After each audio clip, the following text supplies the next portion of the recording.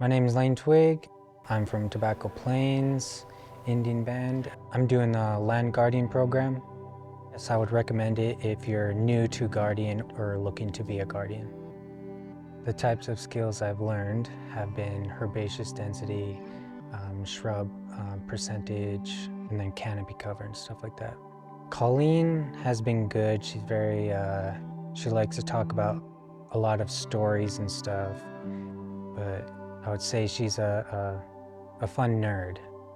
She tweaked the course to be more for us, because then she picked up, observing us, that we kind of know more about than what the course was going to be doing. As a knuqⱡi, I would probably use this quite a bit in my job, because we just do a lot of working with other companies and stuff.